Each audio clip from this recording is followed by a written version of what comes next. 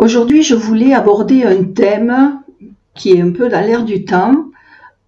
Est-ce que la mort, ou plutôt la date de la mort, est-elle écrite quelque part? C'est une question que l'on me pose assez régulièrement et peut-être ma réponse va vous surprendre. Je vais vous donner plusieurs exemples dans la vidéo. Bonjour, je m'appelle Catherine, je suis médium et psycho-énergéticienne et j'aide les personnes à traverser les épreuves du moment en me connectant à leur âme, si évidemment elles sont d'accord avec cette approche un peu particulière. Je vous remercie de vous abonner et de mettre un pouce bleu, comme on dit, parce que ça permet à la chaîne, à la vidéo d'être mieux référencée et du coup peut-être d'être présenté à des personnes à qui cette vidéo correspondrait et ça ne serait pas le cas autrement. En tout cas, merci à vous. Alors, est-ce que la date de la mort est écrite quelque part ? Alors, j'ai envie de vous dire qu'on meurt quand on est prêt à partir, quand on a fait ce qu'on est venu faire. Peu importe que nous ayons cette conscience ou pas. Mais est-ce toujours le cas? Alors, prenons un peu de recul avec tout ça et regardons les guerres. Moi, je veux bien que dans le lot des personnes qui décèdent sous les bombes, il y ait des personnes pour qui c'était l'heure. Hein. Mais vous croyez que vraiment c'est l'heure de millions de personnes au même endroit? Moi, je n'y crois pas une seconde à ça. J'ai reçu des messages de départ prématuré, c'est-à-dire de départ qui ont lieu avant la date qui était prévue pour elles. Alors, je sais que ça peut en choquer certains. Du coup, la question est oui, mais moi, je connais quelqu'un qui a eu un accident, est-ce que c'était prévu ou pas?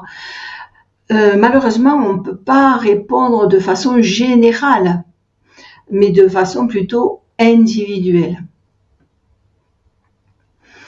Est-ce qu'une personne qui utilise les stupéfiants et qui part au moment où c'était prévu pour elle, hein? Peut-être ou pas. Quand une personne a un accident de voiture, est-ce que c'était l'heure pour elle de partir de l'autre côté? Peut-être ou pas. J'ai eu l'exemple d'une maman qui est venue me parler du décès de son fils dans un accident de voiture. Puis ensuite, j'ai eu sa compagne qui est venue. Et le message que j'ai reçu, c'était qu'il savait qu'il allait partir. Et quand j'ai vu la photo, effectivement, c'était évident. Et du reste, sa compagne ne s'y était pas trompée. Elle l'avait ressenti. Et cette âme savait qu'elle partirait de très bonne heure. Mais elle vit à 100 à l'heure. Et elle a préféré vivre à 100 à l'heure tout ce qu'elle a vécu ici et partir tôt plutôt que le contraire. Les âmes aussi, et surtout elles, doivent apprendre. Alors, vous perdez un proche dans un accident, est-ce que c'était prévu? Je ne sais pas. En tout cas, il est parti. Ce qui est important après, important, c'est pas obligatoire, mais on peut l'aider par la prière, mais si vous pouvez le contacter par l'hypnose ou par un médium, souvent par accident, les personnes n'ont pas la conscience qu'elles sont passées de l'autre côté. Ça, c'est important aussi à savoir.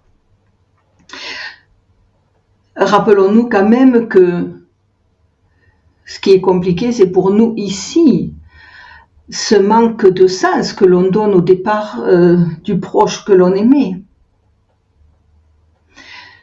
Comment comprendre l'absence? Comment la vivre? Ça s'appelle un processus de deuil. Alors, je n'ai pas de réponse toute faite. Tout ce que je peux vous dire, c'est les messages que je reçois, c'est qu'il y a des départs prématurés. Je peux avoir des messages où un bandeau s'affiche devant moi, je crois l'avoir déjà dit dans une précédente vidéo, elle est en partance. C'est souvent elle, parce que c'est surtout des femmes que j'ai en consultation, n'est-ce pas? Mais parfois l'improbable se produit. C'est arrivé pour une personne qui un jour me dit « Est-ce que tu peux me faire une lecture d'âme ?» Alors déjà, moi je lis pas les âmes, je communique avec elles. Et là, eh ben, le message qui sort, c'est que elle part plus, elle continue. Parce qu'elle avait compris ce qu'elle devait comprendre. C'était sa 4e vie pour comprendre ce qu'elle devait comprendre. Moi, je ne sais pas de quoi il s'agit. Et du coup, le temps lui était donné de poursuivre sa route. Jusqu'à quand, je l'ignore. Je préfère ne pas le savoir. Ça ne me regarde pas. Je pense que les gens doivent vivre leur vie. J'ai des personnes comme ça que je connais où j'ai eu cette information. Ben, elles doivent avancer. D'autres ont eu l'information. Voilà, tu dois penser à ça, tu dois réfléchir à ça. Et à tel moment, nous reviendrons vers toi pour voir où tu en es de ta réflexion, pour voir ce qu'il convient de faire. Ben, ça s'appelle des miracles. Hein. Est-ce que les miracles existent? Hein? Ben, oui. Oui, ça existe, les petits comme les grands. Est-ce qu'on a besoin d'un miracle pour croire qu'un miracle existe? Alors franchement, vous pourriez en avoir 5 millions à côté de vous, vous douteriez toujours. Alors non, il n'y a pas besoin. C'est peut-être un peu succinct ma réponse, mais souvent les personnes, quand elles posent la question, elles font référence à la douleur qu'elles ressentent. Alors, priez pour que l'autre puisse avancer là où il est. Priez pour que la vie vous donne le courage, la détermination, la volonté d'avancer sur ce chemin du deuil, qui est douloureux mais ô combien nécessaire. Parce que l'autre de l'autre côté va continuer sa vie, finir, je l'espère vraiment, à rentrer dans la lumière, et petit à petit il va se détacher de ce lien avec notre monde. Est-ce pour autant qu'il va vous oublier? En aucun cas, jamais. Ça c'est pour l'éternité, vous êtes ancré dans son âme. Dans mon deuxième livre, excusez-moi, je vais le trouver. Voilà, je vais lire un petit peu.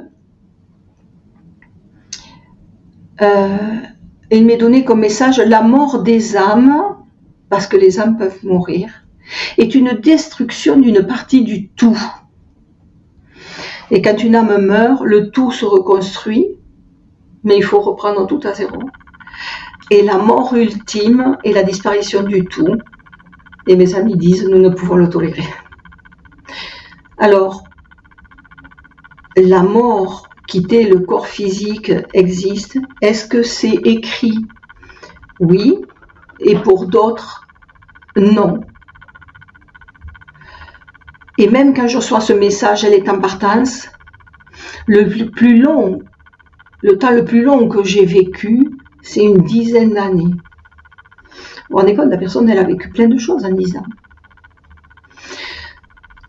Est-ce que elle est en partance correspondait à ses 10 ans, ou est-ce qu'elle aurait dû partir plus tôt? Est-ce que sa volonté a fait l'inverse? J'en sais rien. D'autres, Jeanne Calment, je crois, disait le bon Dieu m'a oublié.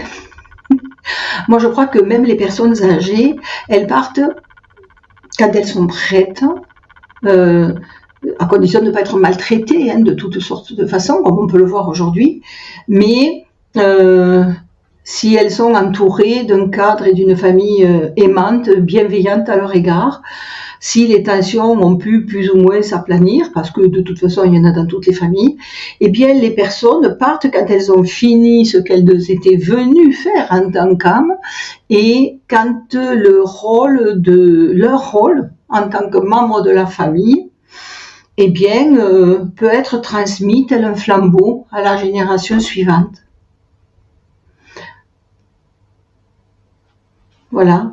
J'espère que cette réponse pourra apaiser certains cœurs.